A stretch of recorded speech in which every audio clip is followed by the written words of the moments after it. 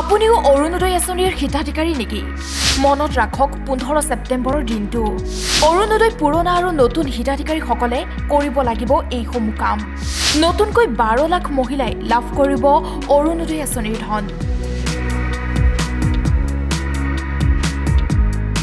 পুনৰ নতুনকৈ লাখ লাখ মহিলাই লাভ কৰিব অৰুণোদয় আঁচনিৰ ধন।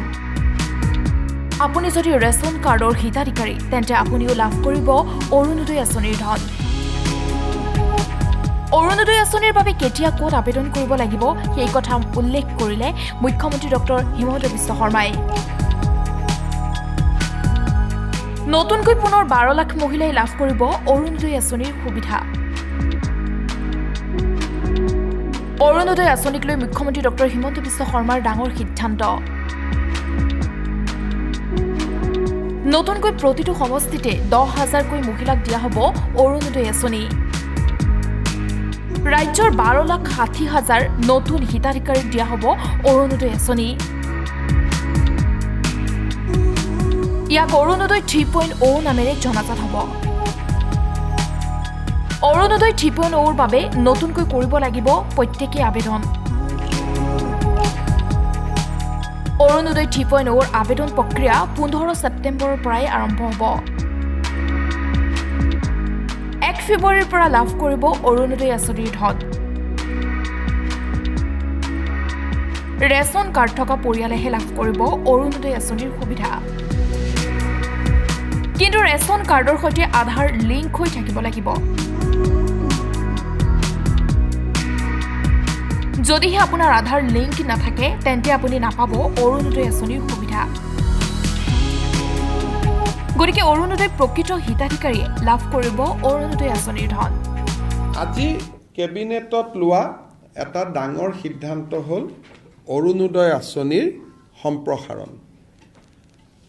আজিৰ ডেটত 27 লাখ ব্যক্তিয়ে অৰুণোদয় আঁচনিৰ সুবিধা লাভ কৰি আহিছে।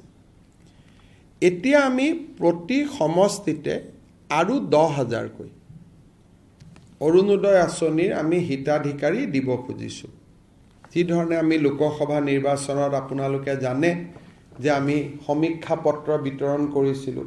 সমীক্ষা পত্ৰবিলাক উভতি আহিলে তাতে আমি দেখা পালোঁ যে 10-12 লাখ মানুহৰ হাতত অৰুণোদয় নাই। সেইকাৰণে আমি অৰুণোদয় আঁচনিখনত নতুনকৈ 12,60,000 নতুন হিতাধিকাৰীক আমি অন্তৰ্ভুক্ত কৰিবলৈ সিদ্ধান্ত লৈছোঁ। ই অৰুণোদয় 3 নামেৰে জনাজাত হ'ব।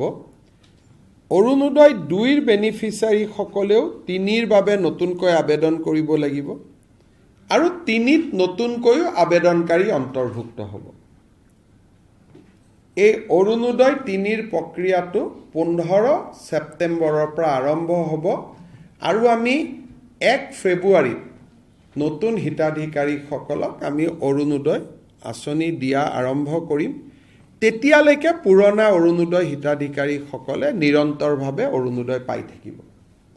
কিন্তু যেতিয়া 1 ফেব্ৰুৱাৰীত আমি নতুন অৰুণোদয় দিব যাম, পুৰণা বেনিফিচিয়াৰী 2-এজন হয়তো তেওঁলোকৰ কোনোবাৰ ঘৰত চাকৰি পালে, কোনোবাৰ ঘৰত গাড়ী কিনিলে, বিভিন্ন কাৰণত তেওঁলোকে নাপাব।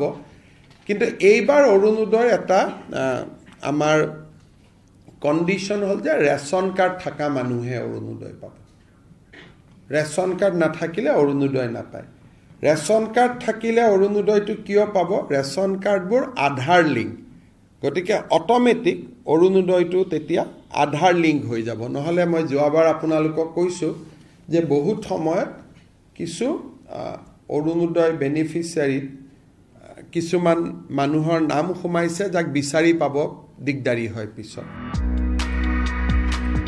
News desk report time 8।